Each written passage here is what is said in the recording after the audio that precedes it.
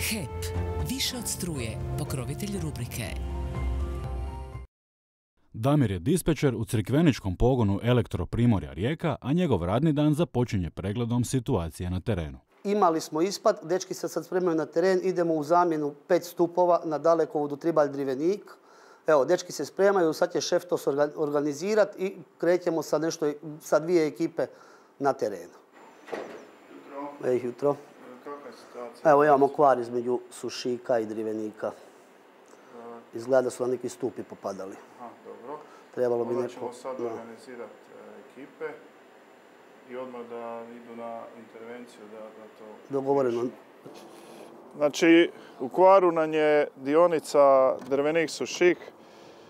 Treba odraditi, znači tamo su par stupova pale i znači, evo ti papir. Vode iskopčani, uzemljeni, idemo onda to popraviti da dobiju struju.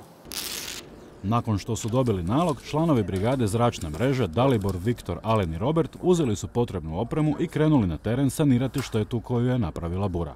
Alen kaže da je jak vjetar njihov najveći neprijatelj, a kao neke od najtežih terena izdvaja podvelebitsko područje. Jer je orkanska bura. Znači tu da bi se opskrbilo, da bi se žica spojila na stupu, mora se popeti pri orkanskim udarima vjetra.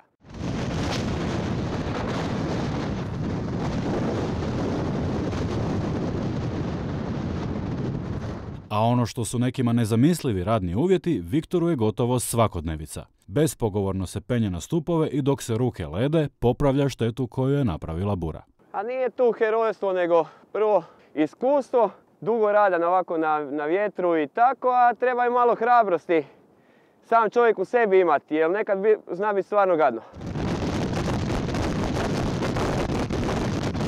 Obično kad zaledi stupove uz jak vjetar pa je dosta sklisko, nisi nikad siguran da će ti noga, ruka poskliznuti se i tako.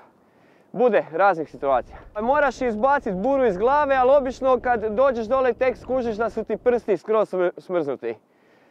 Na jakom ledu bude stvarno gadno. Onaj čas kad se ide na stup je adrenalin i taj adrenalin te drži kad dođeš gore, čisto neko, neću reći preživljava, nego boriš se da što prije napraviš, da što prije se spustiš dole.